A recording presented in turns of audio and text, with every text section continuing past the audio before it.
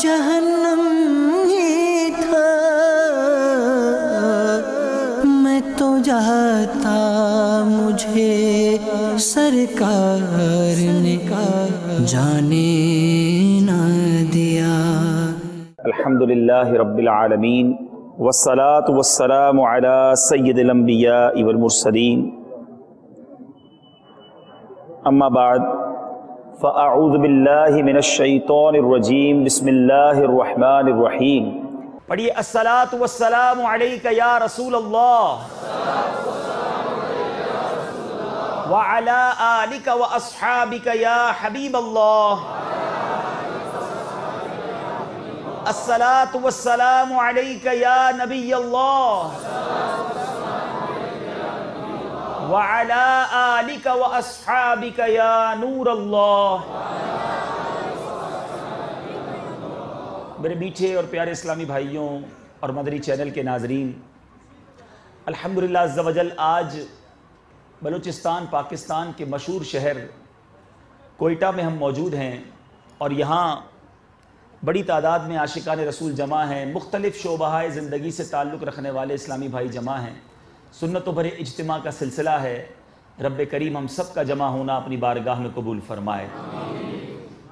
درود پاک پڑھنے کے بے شمار فضائل و برکات ہیں، بہت ساری احادیث فضائل درود میں ملتی ہیں۔ جب فضائل درود سنتے ہیں تو عقل حیران ہو جاتی ہے کہ درود پاک کے فضائل کتنے ہیں، کون سا ایسا مسئلہ ہے جس کا حل درود پاک نہ ہو۔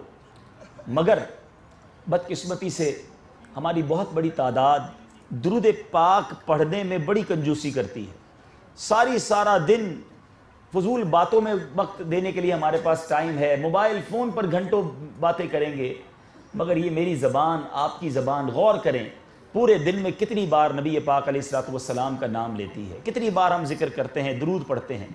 یاد رہے ایسا نہیں کہ درود نہ پڑھیں تو کوئی پرابلم نہیں ہے، درود نہ پڑھیں تو کوئی مسئلہ نہیں ہے، ایسا نہیں ہے، کیونکہ جہاں درود پڑھنے والے پر بڑی رحمتوں کا نزول ہوتا ہے، وہاں درود نہ پڑھنے والا، درود پاک سے دور رہنے والا، اس کے بارے میں بہت سارے ایسے فرامین ملتے ہیں کہ جس سے بندہ لرز جائے۔ ایک حدیث پاک سنانا چاہتا ہوں، حضرت عائشہ صدیقہ رضی اللہ تعالی عنہا سے مروی ہے، رسول اللہ صلی اللہ تعالی علیہ وسلم نے فرمایا، 3 طرح کے لوگ میرا چہرہ نہ دیکھیں گے۔ اب وہ کتنے بدنصیب ہیں جو قیامت کے دن بھی سرور دو جہاں شافع روز محشر صلی اللہ تعالی علیہ وسلم کا دیدار نہ کر سکیں گے۔ پیارے آقا علیہ الصلوۃ والسلام نے فرمایا، نمبر 1 والدین کا نافرمان۔ ایسا کوئی میرا بھائی اگر یہاں بیٹھا ہے جس کے ماں باپ اس سے ناراض ہیں، جو ماں باپ کا ادب نہیں کرتا، جو اپنے والدین کو ستاتا ہے، وہ غور کرے کہ پہلا ہے وہ شخص جس کے بارے میں میرے آقا نے فرمایا جو قیامت کے دن میرا دیدار نہ کر سکے گا، فرمایا والدین کا نافرمان۔ اپنے ماں باپ کو راضی کر لیجئے، ان کا دل نہ دکھائیے۔ ٹھیک ہے کبھی وہ ڈانٹ دیتے ہیں، لیکن اس کا مطلب یہ نہیں ہے کہ ہم والدین سے لڑائی کریں، ان کا دل دکھائیں۔ ہم جو کچھ ہیں اپنے والدین کے سبب ہیں۔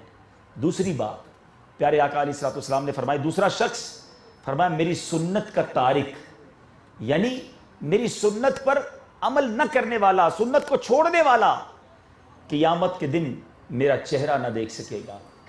اب وہ مسلمان سوچے جو ساری زندگی سنتیں چھوڑ کر جیتا ہے، اگر قیامت کے دن دیدار مصطفیٰ ہی سے محروم ہو گیا صلی اللہ تعالی علیہ وسلم، پھر اس کا کیا بننا ہے۔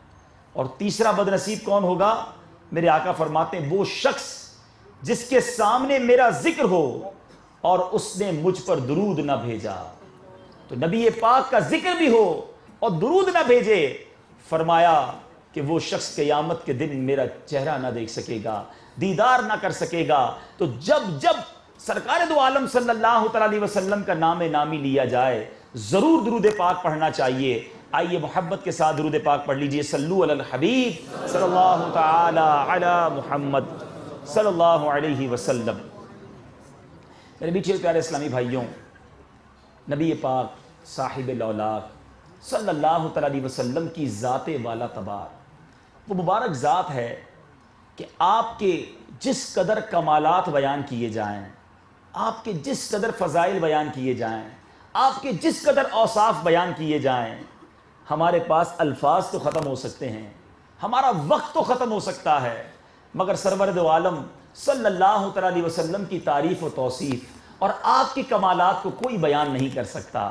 امام عشق و محبت مولانا شاہ امام احمد رضا خان کیا خوبصورت انداز میں لکھتے ہیں سرور کہوں کہ مالک و مولا کہوں تجھے، آقا سرور کہوں کہ مالک و مولا کہوں تجھے، باغ خلیل کا گل زیبا کہوں تجھے، تیرے تو وصف عیب تناہی سے ہیں بری۔ یہ شعر بہت خوبصورت ہے، سنا بھی آپ نے ہوگا، لیکن اگر اس کو سمجھ لیں گے تو اس کو اور لطف آ جائے گا۔ عیب تناہی، ماشاءاللہ علماء بیٹھے ہیں، تناہی جو ہے یہ یعنی کسی چیز کا اینڈ ہو جانا۔ مثال کے طور پہ آپ کو کوئی کہے کہ یار فلاں شخصیت ہے، ذرا اس کی خوبیاں لکھو، آپ لکھیں گے 5 خوبیاں لکھ دیں گے، 10 لکھ دیں گے، 15 لکھ دیں گے، 20 لکھ دیں گے، اس کے بعد لسٹ کمپلیٹ ہو جائے گی کہ میں نے اس کے سارے اوصاف لکھ دیے۔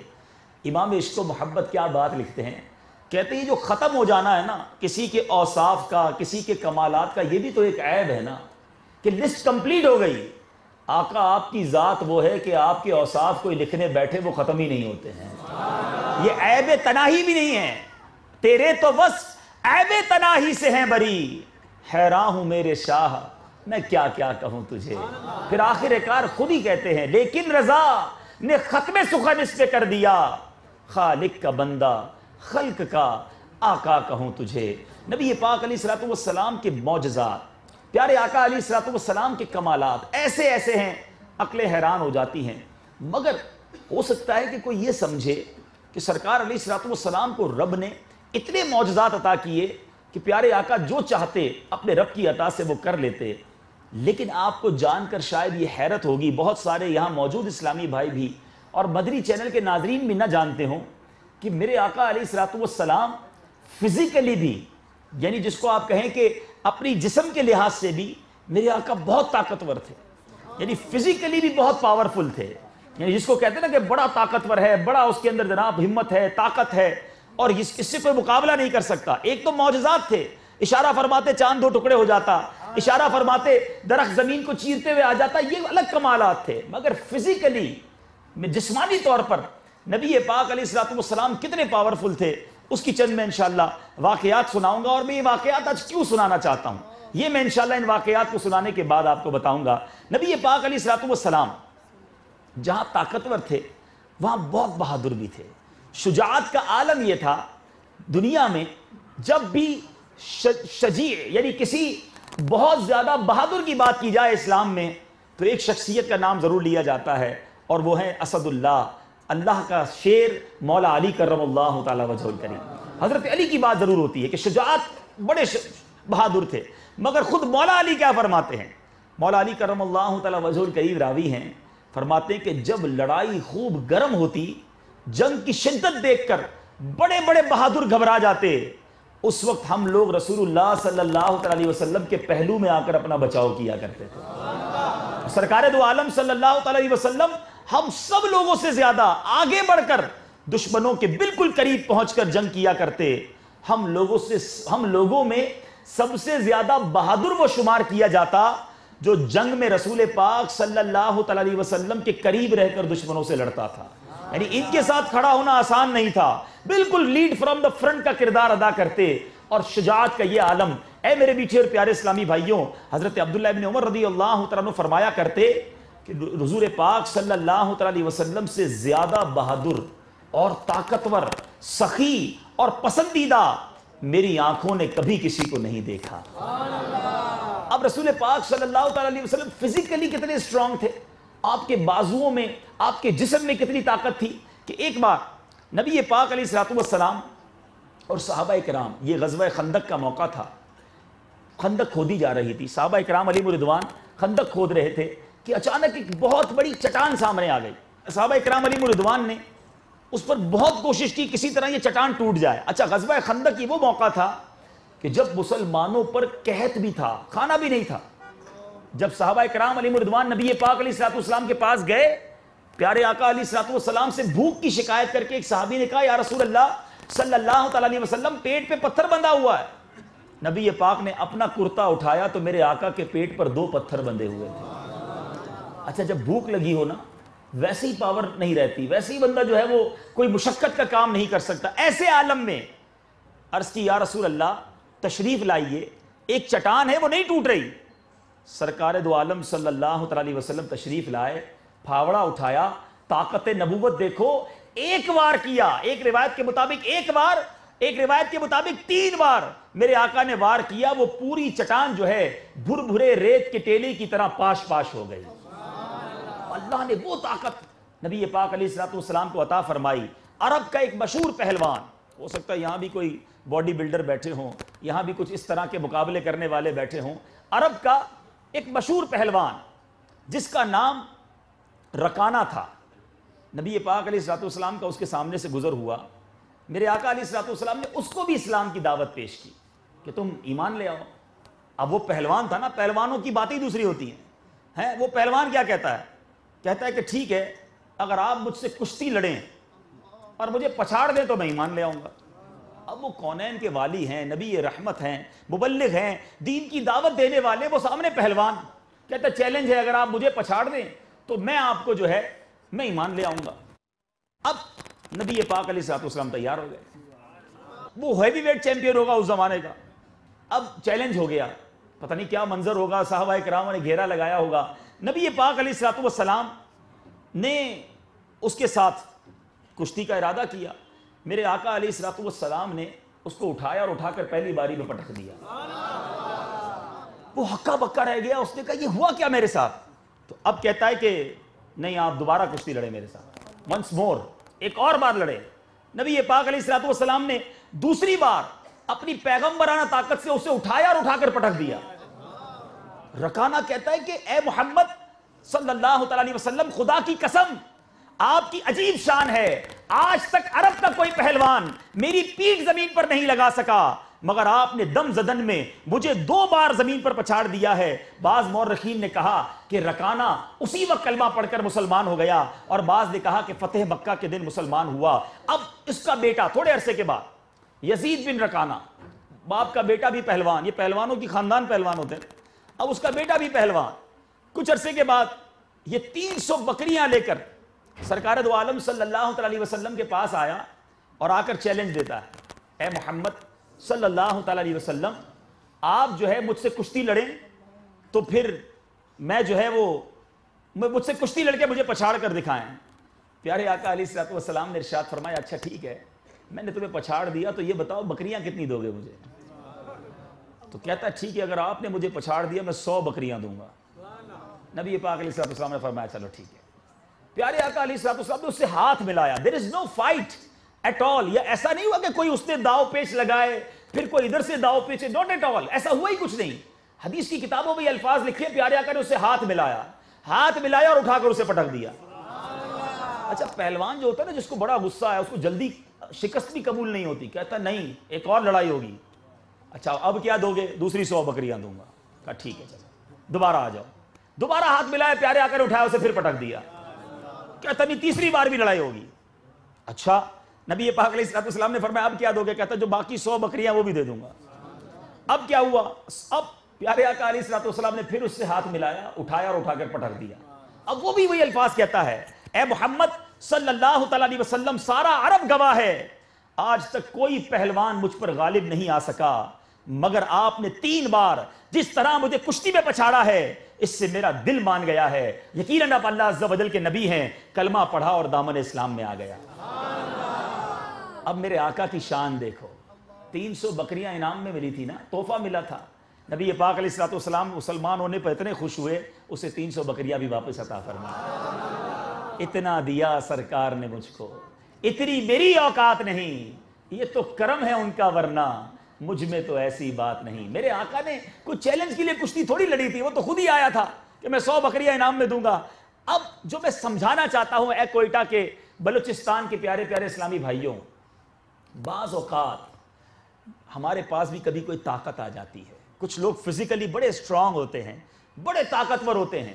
جب طاقت آ جاتی ہے تو ساتھ ساتھ گھمنڈ بھی آ جاتا ہے، ساتھ ساتھ بندے کے اندر تکبر بھی آ جاتا ہے. اس کو یہ خیال آتا ہے کہ اب میں جس کو چاہوں اس کو پچھاڑ سکتا ہوں، اب میرا کوئی کچھ بگاڑ نہیں سکتا، کمزور کو تو میں چوٹی کی طرح مسل دیتا ہوں. اس طرح کی باتیں کرتے ہیں کہ جب کوئی ہیوی اپنے آپ کو جب فیل کرتا ہے کہ میرے بازوؤں میں بڑی طاقت ہے، تو اب دوسرے مسلمانوں پر ظلم کرنے کا اسے جی چاہتا ہے. بلکہ ہم نے یہ بھی دیکھا ہے کہ جس کو باڈی بلڈر ٹائپ کا جو بندہ ہوتا ہے نا، وہ موقع ڈھونڈتا ہے کہیں جھگڑا ہو جائے تاکہ میں ذرا دکھاؤں اپنے کچھ جو اپنے ہاتھ کے جوہر ہیں، اب میں دکھاؤں اتنی طاقت بنائی کس دن کے لیے تھی. توبہ توبہ توبہ. اب میں آپ کو صرف بتانا چاہتا ہوں کہ سرکار دو عالم صلی اللہ تعالی علیہ وسلم فزیکلی بھی اتنے اسٹرانگ تھے. ایک بار ابو الاسود جمحی اتنا بڑا طاقتور پہلوان تھا کہ وہ کسی چمڑے پر بیٹھ جاتا نا تو 10 بڑے پہلوان مل کر اس چمڑے کو کھینچتے، وہ اس کو ٹس سے مس نہ کر سکتے تھے، چمڑا پھٹ جاتا مگر اس کے نیچے سے چمڑا نہ نکال سکتے تھے، ایسا پہلوان تھا. ایک بار وہ بھی بارگاہ رسالت میں آیا، عرض کیا اے محمد صلی اللہ تعالی علیہ وسلم اگر آپ مجھے کشتی میں پچھاڑ دیں میں مسلمان ہو جاؤں. سرکار دو عالم صلی اللہ تعالی علیہ وسلم کشتی لڑنے کے لیے کھڑے ہوئے، اس سے بھی ہاتھ ملایا، ہاتھ پکڑا اور اٹھا کر پٹک دیا. وہ بھی طاقتور، ایسی طاقت دیکھ کر کلمہ پڑھ کر مسلمان ہو گیا. اے میرے بیٹھے اور پیارے اسلامی بھائیوں، یہ اسٹرانگنیس، یہ طاقت، اس کے بعد ایٹیٹیوڈ کیا تھا، اس کے بعد نبی پاک علیہ السلام کا انداز کیا تھا. کیا اتنی طاقت، اتنا عہدہ، اتنا مقام، رب کی بارگاہ میں مقام، عرش پر رب عز و جل کی طرف سے مہمان بننے والے میرے آقا کے ہاتھ میں رب نے کیسے خزانے عطا فرمائے. اتنا کچھ ہونے کے بعد اب سنو میرے آقا کی عاجزی کیسی تھی. میرے آقا کتنے سافٹ تھے. نبی پاک علیہ السلام اپنے غلاموں کے ساتھ کس طرح رہا کرتے. ایک بار سرور دو عالم صلی اللہ تعالی علیہ وسلم حضرت ابو امامہ رضی اللہ تعالیٰ عنہ راوی ہیں، پیارے آقا علیہ السلام اپنے عصا مبارک پر ٹیک لگاتے ہوئے کاشانہ نبوت سے باہر آئے. سب صحابہ تعظیم کے لیے کھڑے ہو گئے. ارے آقا کی تعظیم نہیں کریں گے تو کس کی تعظیم کریں گے؟ اتنا پیار کرتے تھے نبی پاک علیہ السلام سے، سب کھڑے ہو گئے. مگر سنو آقا کیا فرماتے ہیں. میرے آقا فرماتے ہیں عاجزی کے طور پر تم لوگ اس طرح نہ کھڑے رہا کرو جس طرح عجمی لوگ ایک دوسرے کی تعظیم کے لیے کھڑا رہتے ہیں. میں تو ایک بندہ ہوں، بندے کی طرح کھاتا ہوں اور بندوں کی طرح بیٹھتا ہوں، میرے لیے کھڑے نہ ہوا کرو. یہ ہے نبی پاک علیہ السلام کی تعلیمات. مگر آج ہمارے سامنے کو کھڑا نہ ہو تو ہمیں برا لگ جاتا ہے. میں فلاں جگہ گیا، میرے کھڑے ہو کے استقبال نہ کیا. بلکہ ایسے بھی لوگ ہیں کہ جو اپنے ملازمین کو، اپنے سے کم تر لوگوں کو اپنے سامنے بیٹھنے نہیں دیتے. وہ جب تک بیٹھیں گے سامنے والا کھڑا رہے گا اور یہ اپنے آرڈر نافذ کرتے رہیں گے. کیا وہ اللہ کا بندہ نہیں ہے؟ یاد رکھیں تکبر کی تعریف ہی یہی ہے کہ انسان اپنے آپ کو دوسروں سے سپیریئر سمجھے، کسی کو اپنے آپ سے کم تر سمجھنا، یہی تو تکبر ہے. اور شیطان نے تکبر کیا تھا، اللہ کی بارگاہ سے راندہ کر دیا گیا. اگر آج کسی کے پاس مال آ گیا، اگر آج کسی کے پاس عہدہ آ گیا، اگر آج آپ میں سے کسی کے پاس حسن ہے، اگر آج طاقت ہے، تو یاد رکھو یہ سب رب نے دیا ہے. وہ جب چاہے یہ واپس لے سکتا ہے. اس کی وجہ سے اللہ کے بندوں کو حقیر نہ جانو. سرور دو عالم صلی اللہ تعالی علیہ وسلم کے بارے میں آتا ہے، نبی پاک علیہ السلام اپنے گھریلو کام اپنے دستے مبارک سے کر لیا کرتے، اپنے خادموں کے ساتھ بیٹھ کر کھانا تناول فرماتے. کیا یہ ہے ہمارے اندر کہ کوئی ہم غریب ملازم، ہمارے خادم، ہم ان کے ساتھ کبھی دسترخوان پر بیٹھ جائیں؟ ارے بلکہ ہمارے ساتھ کوئی ایسا بندہ آ کر بیٹھ جائے ہمیں برا لگتا ہے، یہ کیوں بیٹھ گیا. ایسے بھی لوگ ہوتے ہیں کہتے اٹھ جاؤ یہاں سے، یہاں کیوں بیٹھے ہیں آپ، ادھر باہر بیٹھے جا کر. توبہ توبہ توبہ، شرم نہیں آتی؟ اللہ کے بندوں کو اپنے ساتھ بٹھانا تمہیں برا لگ رہا ہے؟ ارے یہ بھی میرے رب کا بندہ ہے، آقا کا امتی ہے. ہم نہیں جانتے کہ آج جس کو ہم حقیر جان رہے ہیں اللہ کی بارگاہ میں اس کا کیا مرتبہ ہے. بنی اسرائیل میں ایک بہت نیک شخص تھا، اتنا نیک تھا کہ جہاں جاتا اس کے ساتھ بادل بھی جاتا، بادل اس پر سایہ کرتا. ایک گناہگار شخص، اس نے سوچا کہ اتنا نیک آدمی ہے، میں گناہگار، میں جا کر اس کے ساتھ بیٹھ جاتا ہوں، جو اس پر رحمتیں برس رہی ہیں کچھ چھینٹے مجھ پر بھی برس جائیں گے، کچھ میرا بھی بھلا ہو جائے گا. اچھی نیت تھی، انکساری والی نیت تھی. وہ گناہگار شخص جا کر اس نیک بندے کے برابر میں بیٹھ گیا. مگر وہ نیک شخص جس کو اتنی نیکیاں تھیں، اس کو خیال آیا میں اتنا نیک آدمی، یہ گناہ گار میرے برابر میں، کہ کھڑے ہو جاؤ یہاں سے، تم کیوں میرے ساتھ بیٹھے ہو؟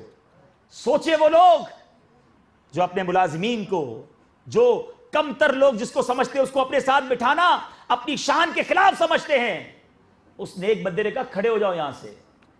اس زمانے کے نبی پر وحی نازل ہوئی کہ ان دونوں سے کہہ دو اپنے اپنے اعمال دوبارہ سے شروع کرے۔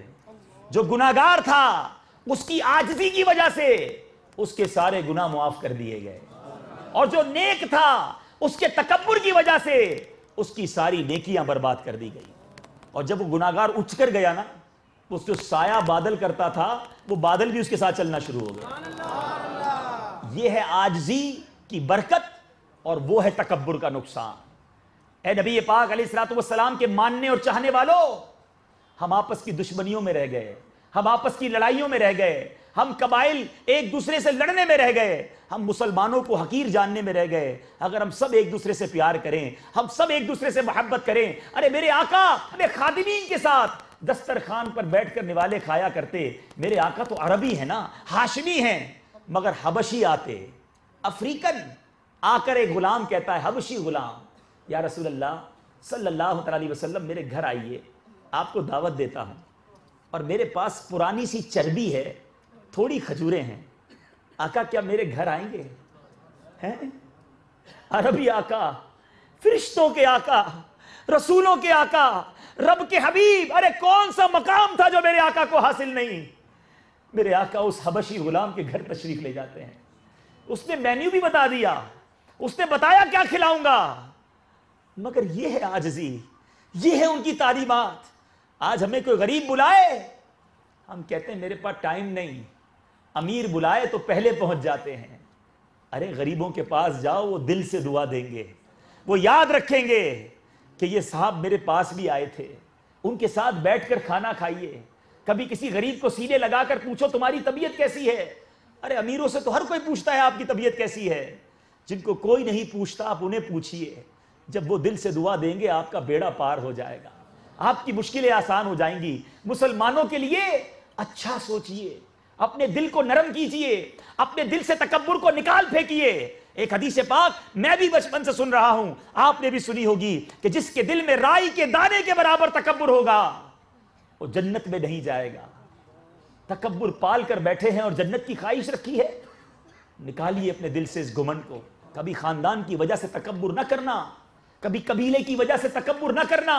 اللہ کی بارگاہ میں مقبول وہ ہے جو زیادہ تقوی والا ہے، جو زیادہ پرہیزگار ہے۔ ارے اسلام تو عربی اور عجمی کو ایک دوسرے پر فوقیت نہیں دیتا، عرب تو عرب ہے، مگر اسلام کہتا ہے کسی عربی کو عجمی پر فوقیت نہیں ہے۔ اللہ کے نزدیک مقبول وہ ہے جو زیادہ تقوی والا ہے، اللہ کی جو ہے بات ماننے والا، اس کے رسول کے نقش قدم پر چلنے والا ہے۔ اے میرے میٹھے اور پیارے اسلامی بھائیوں، خدارا اپنی عادتوں کو ہمیں بدلنا ہوگا۔ اب آئیے نبی پاک علیہ الصلوۃ والسلام کی بارگاہ میں بعض لوگوں سے ایسا روب جمایا ہوا ہوتا ہے کہ دوسرے لوگ ڈرتے ہیں، اور جب ڈرتے ہیں تو بڑا مزہ آتا ہے کہ مجھ سے تو لوگ کانپتے ہیں، میرے سامنے بات نہیں کر سکتے، میرے سامنے کوئی آنکھ اٹھا کر بات نہیں کر سکتا۔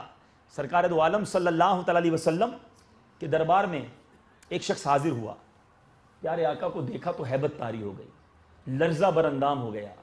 نبی پاک علیہ الصلوۃ والسلام نے ارشاد فرمایا تم بالکل مت ڈرو، میں نہ کوئی بادشاہ ہوں، نہ کوئی جبار حاکم ہوں، میں تو قریش کی ایک عورت کا بیٹا ہوں، اور جو خشک گوشت کی بوٹیاں کھایا کرتی ہے، یعنی میری بات تو ایسی ہے، میں عام سا آدمی ہوں۔ یہ ان کی ساری تھی، ڈر کیوں رہے ہو مجھ سے؟ اور ہمیں ڈرا کر مزہ آتا ہے، ہمیں روب جما کر لطف آتا ہے۔ خدا کا خوف کرو۔ آج جو کسی پر ظلم کرتا ہے، آج جو کسی مسلمان کے دل میں خوف داخل کرتا ہے، ٹھیک ہے آج آپ سے کوئی پوچھنے والا نہیں، مگر ایک دن ہوگا جب مظلوم کا ہاتھ ہوگا، ظالم کا گریبان ہوگا۔ روایتوں میں آتا ہے متکبرین، تکبر کرنے والے، پراؤڈ کرنے والے قیامت کے دن چونٹیوں کی شکل میں لائے جائیں گے، اور لوگ ان کے اوپر سے ان کو رونتے ہوئے گزریں گے۔ اس دن سب کر و فر خاک میں مل جائے گا۔ آج جھک جائیے، آج مل جائیے اپنے بھائیوں سے، کہ دانا خاک میں مل کر گلے گلزار ہوتا ہے۔ آپ ڈاؤن ٹو ارتھ ہو جائیے، اللہ آپ کی عزت اور بلند فرمائے گا۔ اے میرے میٹھے اور پیارے اسلامی بھائیوں، نبی پاک علیہ الصلوۃ والسلام کس طرح فرینڈلی تھے اپنے صحابہ کرام کے ساتھ کہ ایک بار نبی پاک علیہ الصلوۃ والسلام حضرت عبداللہ ابن عامر رضی اللہ عنہ کا بیان ہے کہ پیارے آقا علیہ الصلوۃ والسلام کے نالین اقدس چپل مبارک کا تسمہ ٹوٹ گیا، جس کو ہم چپل کی ڈوری کہتے ہیں، رسی کہتے ہیں، ٹوٹ گیا۔ پیارے آقا علیہ الصلوۃ والسلام اپنے ہاتھوں سے اسے درست کرنے لگے۔ تو میں نے عرض کی یا رسول اللہ صلی اللہ تعالیٰ علیہ وسلم مجھے دیجئے، میں اس کو درست کرتا ہوں۔ پیارے آقا علیہ الصلوۃ والسلام نے میری اس درخواست پر کیا ارشاد فرمایا کہ یہ صحیح ہے کہ تم اس کو ٹھیک کر دو گے، مگر میں اس کو پسند نہیں کرتا کہ میں تم لوگوں پر اپنی برتری اور بڑائی ظاہر کروں۔ یہ ہے میرے آقا، اپنے ہاتھوں سے، اپنے صحابہ کے ہوتے ہوئے اپنے ہاتھ سے اپنے کام کیا کرتے۔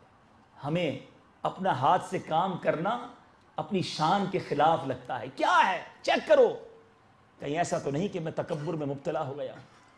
اسی طرح میرے بیچے اور پیارے اسلامی بھائیوں، ایک اور اہم بات کہ جب کوئی اسٹرانگ ہو جاتا ہے، کوئی طاقتور ہو جاتا ہے، تو اب اسے غصہ بھی بڑا آتا ہے، وہ بدلہ بھی لیتا ہے۔ یہاں ایک اور بڑا پرابلم یہ ہے کہ یہاں ہمارے اس صوبے میں بالخصوص، ویسے تو پورے پاکستان میں یہ پرابلم ہے، لیکن ہمارے اس صوبے میں بالخصوص لمبی لمبی دشمنیاں لے کر ہم بیٹھے ہیں۔ فلاں قبیلے والا فلاں قبیلے والے کو دیکھنے کو تیار نہیں، ہم نے خاندان توڑ دیے، ہم نے فیملیاں ختم کر دی، ہم نے دوستیاں ختم کر دی۔ ہم کہتے ہیں میں فلاں کے یہاں نہیں جاؤں گا، اس کو اپنے یہاں نہیں بلاؤں گا، اس کو نہیں چھوڑوں گا، جب بھی موقع ملے گا بدلہ لوں گا۔ جس نبی کا کلمہ پڑھا ہے وہ بدلہ لیتے تھے؟ آؤ میں آپ کو بتاؤں، جب میرے آقا مکے کو فتح کر کے کفار مکہ سامنے کھڑے ہیں، یہ 10-12 ہزار لوگ تھے جس کو پیارے آقا علیہ الصلوۃ والسلام نے، آپ کے صحابہ کرام نے پورے مکے کو کانکر کر لیا تھا، پورے مکے کو گویا قبضہ ہو گیا، فتح ہو گیا۔ اب یہ وہ دشمن خدا اور رسول کھڑے تھے، انہوں نے کیا کیا تھا بھول گیا؟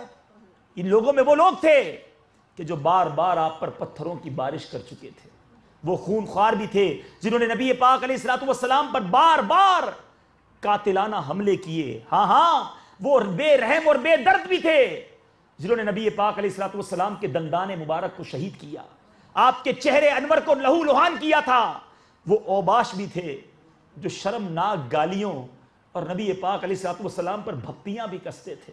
ان لوگوں میں وہ صفاق درندہ صفت لوگ بھی تھے جنہوں نے نبی پاک علیہ الصلوۃ والسلام کے چہرے گلے مبارک کو چادر سے گویا گلا گھونٹنے کی کوشش کی تھی۔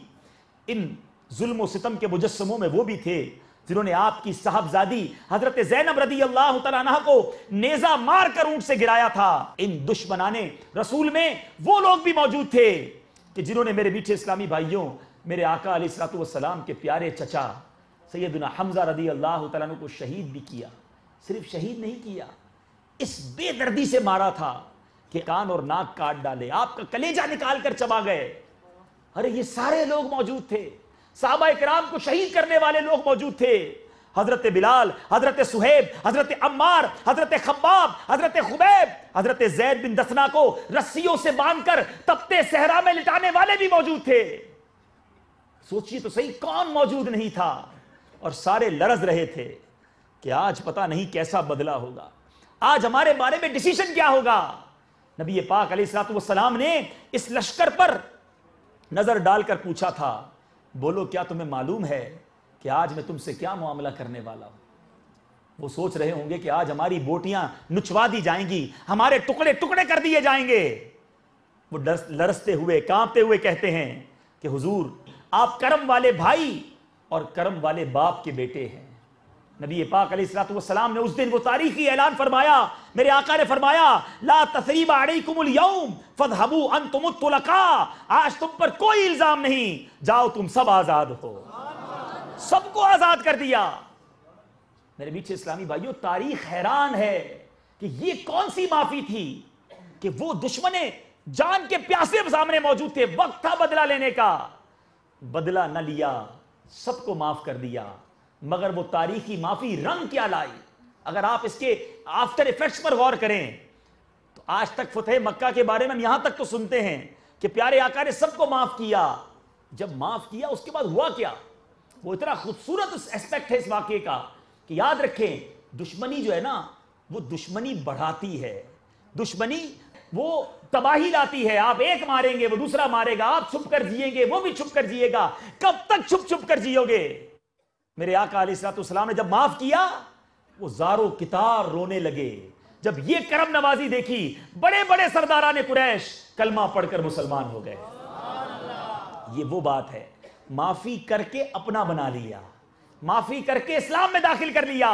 اور اب سبحان اللہ جب مسلمان ہو گئے تو ان لوگوں نے ایک اور بڑا کام کیا تھا کہ جو مہاجرین مکہ چھوڑ کے چلے گئے تھے نا، سب کی جائیدادوں پر قبضہ کر لیا تھا. کسی کا گھر رکھ لیا تھا، کسی کی جائیداد رکھ لی تھی.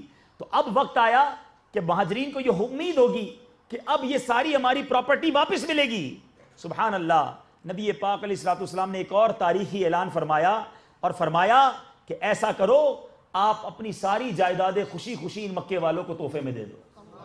سارے مہاجرین نے اپنی پراپرٹی جو انہوں نے قبضہ کی تھی، چونکہ یہ اسلام لے آئے، اپنے بھائی بن گئے، ان پراپرٹیوں کو بھی انہیں تحفے کے طور پر پیش کر دیا. یہ ہے اسلام، یہ ہے اس کی تعلیمات. یعنی بدلہ لینے کی طاقت تھی مگر بدلہ نہ لیا. اور آج ہم ہیں کہ جیتے ہی بدلے کے لیے. کئی قبائل کے لوگ تو اپنے بچوں کو تیاری اس لیے کرتے ہیں کہ دیکھو جوان ہو کر تم نے فلاں بدلہ لینا ہے، اس لیے زندگی گزار رہے ہیں.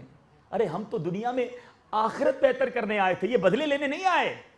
ہم لڑائیاں لڑنے نہیں آئے، ہم دوسروں کو خوفزدہ کرنے نہیں آئے. خدا را سمجھیے شیطان یہی چاہتا ہے کہ ہم انہی باتوں میں زندگی گزار دیں. ہمارا بلوچستان اللہ کی اتنی بڑی نعمت ہے یہ صوبہ، مگر اس وجہ سے ترقی نہیں کر پاتا کہ ہم آپس کی لڑائیوں میں ہی پورے نہیں ہوتے. آج ہم اس بات پر لڑتے ہیں کہ تیری زبان پنجابی ہے، تو پٹھان ہے، تو بلوچی ہے، تو اردو بولنے والا ہے، میں تیرا منہ دیکھنا نہیں چاہتا. ارے اس نبی کو قیامت کے دن کیا جواب دو گے جس نے کالوں کو، جس نے افریقنوں کو، جس نے عربوں کو، جس نے فارس سے آنے والے سلمان فارسی کو اپنا بھائی بنایا، صحابہ کرام کو آپس میں گھر تقسیم کرنے کی تعلیم دی، اور آج ہم بولی کی وجہ سے ایک دوسرے سے لڑائی کر رہے ہیں. دیکھو مجھے بھی مرنا ہے، آپ کو بھی مرنا ہے، یہ لڑائیاں کرتے کرتے مر جاؤ گے، مگر قیامت کے دن شفاعت نبی پاک سے لینی ہے.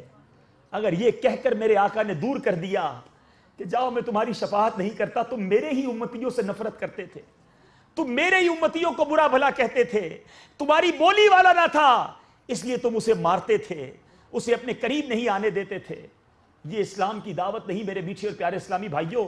خدا را اپنے غصے پر قابو پائیے، کیونکہ امام غزالی علیہ رحمت اللہ الوالی بڑی پیاری بات فرماتے ہیں. امام غزالی فرماتے ہیں کہ اکثر لوگ غصے ہی کے باعث جہنم میں جائیں گے. جہنم میں جانے والوں کی میجورٹی، اکثریت غصے کی وجہ سے جائے گی. کیوں اتنا غصہ کرتے ہیں؟ کیوں اپنے بھائیوں پر بدلہ کی آگ اپنے دل میں جلائے بیٹھے ہو؟ معاف کر دو، درگزر کر دو. نبی پاک علیہ الصلوۃ والسلام کے پیارے امتیوں سنو، سیدنا حسن بصری رحمت اللہ تعالی علیہ فرماتے ہیں کہ اے آدمی غصے میں تو خوب اچھلتا ہے، کہیں اب کی اچھال تجھے دوزخ میں نہ ڈال دے. اچھل اچھل کر جو غصہ کرتا ہے، بدلہ لینے کی بات کرتا ہے، منہ لال ہو جاتا ہے، آنکھوں میں خون اتر آتا ہے، وہ سوچے کہ کہیں یہ اچھال اب تمہیں دوزخ میں نہ ڈال دے. اے میرے میٹھے اور پیارے اسلامی بھائیوں، نبی پاک علیہ الصلوۃ والسلام سے ایک صحابی نے پوچھا، سیدنا ابو دردہ رضی اللہ تعالیٰ عنہ کہتے ہیں میں نے عرض کی یا رسول اللہ صلی اللہ تعالیٰ علیہ وسلم مجھے کوئی ایسا عمل بتا دیجئے کہ جو مجھے جنت میں داخل کر دے. کتنا پیارا سوال ہے. ہم سارے چاہتے ہیں نا، ہم سارے چاہتے ہیں کوئی ایسا عمل پتا چل جائے کہ وہ عمل کرے جنت میں چلے جائیں. سبحان اللہ. نبی پاک علیہ الصلوۃ والسلام نے کوئی بہت بڑی لسٹ نہ دی. سنو، میرے آقا علیہ الصلوۃ والسلام نے فرمایا لا تغضب ولک الجنہ، غصہ نہ کرو تمہارے لیے جنت ہے. صرف ایک بات، غصہ نہ کرو تمہارے لیے جنت ہے. بخاری شریف کی حدیث سناتا ہوں. نبی پاک صلی اللہ علیہ وسلم کا فرمان ہے طاقتور وہ نہیں جو پہلوان ہو کر دوسرے کو پچھاڑ دے، بلکہ طاقتور وہ ہے جو غصے کے وقت اپنے آپ کو قابو میں رکھے. اور یہ واقعی صحیح بات ہے، لاجیکلی بھی ٹھیک بات ہے. میں آپ سے سوال کرتا ہوں، آپ کو بڑا غصہ آیا، آسان کیا ہے؟ سامنے والے سے لڑائی کر لو، گالی دے دو، یا قابو پانا مشکل ہے؟ قابو پانا مشکل ہے، واقعی اتنا آسان نہیں ہے کہ نہیں معاف کر دوں گا، نہیں لڑوں گا. بڑا اپنے آپ سے لڑنا پڑتا ہے، اور یہی پہلوانی ہے، یہی امتحان ہے کہ بندہ اللہ کی رضا کے لیے اسے معاف کر دے. سبحان اللہ. نبی پاک علیہ الصلوۃ والسلام کے فرامین سنیں. آؤ میں آپ کو چند واقعات مختصر سناتا ہوں کہ ہمارے صحابہ، ہمارے اسلاف کس طرح غصے پر قابو پایا کرتے. ایک بار سیدنا سلمان فارسی کا ذکر ہوا، بڑے جید صحابی ہیں، کسی نے ان کو گالی دی. آج مجھے کوئی گالی دے دے, آپ کو کوئی گالی دے دے, کیا کرتے ذرا سوچے. مجھے گالی دی, اب تو جب تک اس کی 7 پشتے نہ کھنگالوں مجھے چین نہیں آئے گا. اچھا لوگ پتہ کیا کہتے ہیں, کہتے ہیں جناب ہم شریف کے ساتھ شریف ہیں, بدماش کے ساتھ بدماش ہیں. مجھے آج تک یہ سمجھ نہیں آیا کہ آپ کے اندر وہ کون سا بٹن لگا ہوا ہے کہ جب بدماش سامنے آتا ہے بدماش بن جاتے ہیں. وہ اللہ کے بندو, شریف آدمی شریف کے ساتھ بھی شریف ہوتا ہے, بدماش کے ساتھ بھی شریف ہوتا ہے.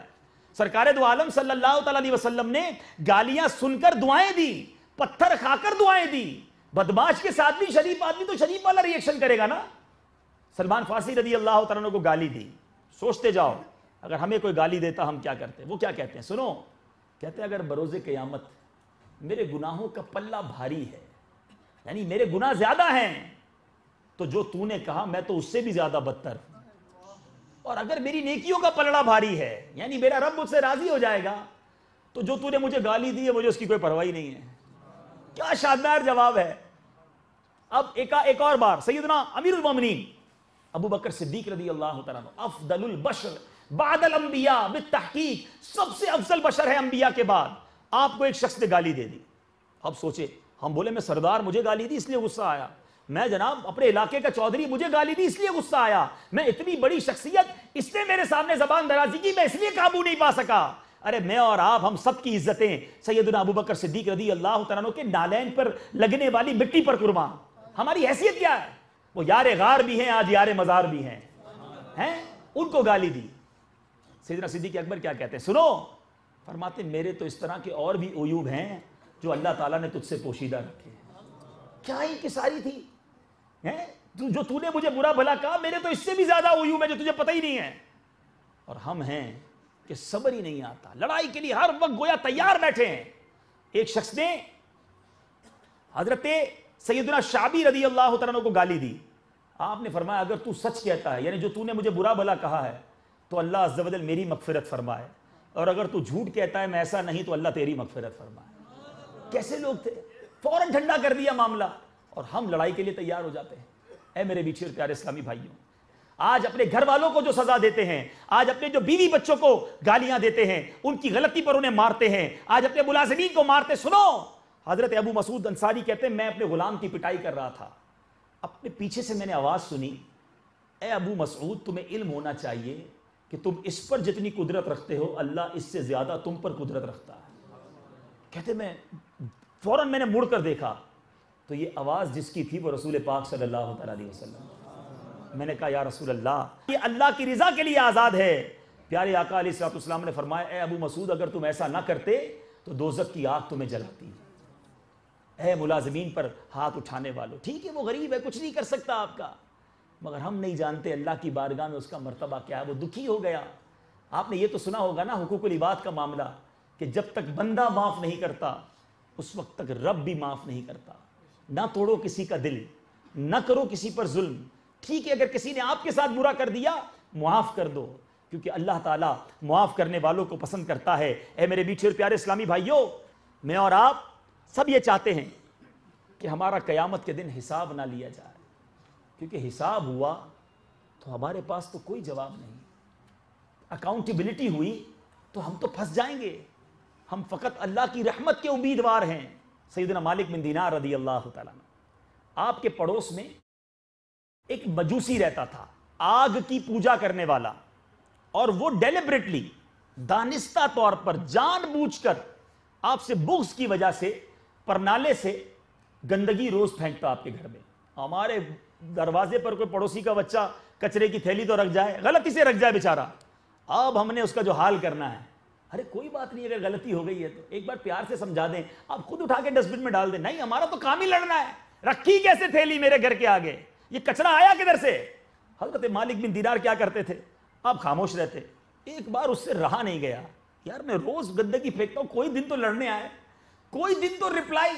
خود ہی چلا گیا گھر پہ, دروازہ کھٹکھٹایا, کہا حضرت میں روزانہ آپ کے گھر پر گندگی پھینکتا ہوں, آپ کو تکلیف نہیں ہوتی, غصہ نہیں آتا؟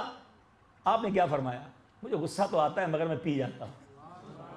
اور کیوں پیتا ہوں بتایا, اس کی وجہ یہ ہے کہ اللہ عز و جل ہمارا رب جو ہے قرآن میں ارشاد فرماتا ہے, سنو رب کا محبوب بننا ہے نا, قرآن میں رب کا وعدہ ہے, والکاظمین الغیظ والعافین عن الناس واللہ یحب المحسنین. ترجمہ کنز الایمان، اور غصہ پینے والے اور لوگوں سے درگزر کرنے والے اور نیک لوگ اللہ کے محبوب ہیں. یا تو لڑائیاں کرو، دشمنیاں کرو اور دنیا کے محبوب بن جاؤ، یا درگزر کرو، غصہ پی کر رب کے محبوب بن جاؤ. اٹس اپ ٹو یو، یہ آپ کے اوپر ہے. حضرت مالک بن دینار نے جب یہ جواب دیا نا تو وہ مجوسی وہ کیا کہتا ہے، حضور گندگی بعد میں صاف کیجئے گا، پہلے دل کی گندگی صاف کریں. کلمہ پڑھ کر مسلمان ہو گیا. نرمی سے آپ اپنا بنا سکتے ہیں، اپنا دوست بنا سکتے ہیں، خاندانوں کو ملا سکتے ہیں، دشمنوں کو دوست بنا سکتے ہو. ذرا سوچو، دو قبیلے لڑ رہے ہیں، دونوں ایک دوسرے کی طاقت کو ختم کر رہے ہیں. اگر دونوں دوست بن جائیں تو اب ان کی طاقت کتنی بڑھ جائے گی، ان کے وسائل کتنے بڑھ جائیں گے، ان کی جو محبت ہے وہ ان کو کتنا مضبوط کر دے گی. خدارا میری دعا ہے، میں التجائی کر سکتا ہوں، میرے پاس وہ الفاظ تو نہیں جو دلوں میں اتر جائیں، مگر میں ہاتھ جوڑتا ہوں میرے تمام بھائیوں سے جو یہاں بیٹھے ہیں. اگر اپنے ماں باپ سے ناراضگی رکھی ہوئی ہے، اپنے سسرال میں ناراضگی رکھی ہوئی ہے، اپنے خاندان میں ناراضگی رکھی ہوئی ہے، کسی قبیلے والوں سے ناراضگی رکھی ہوئی ہے، کسی قوم والوں سے دشمنی رکھی ہوئی ہے، کسی دوسری زبان والوں سے ناتا توڑا ہوا ہے، اگر وہ مسلمان ہیں، خدارا جاؤ ان سے معافی مانگ لو. دیکھو آج معافی مانگ لو، آج راضی کر لو اللہ کی رضا کے لیے. وہ رب کریم کیا معلوم ہمارا یہ معافی مانگنا اسے اتنا قبول ہو جائے، اتنا پسند آ جائے کہ وہ ہم سب کو معاف فرما دے.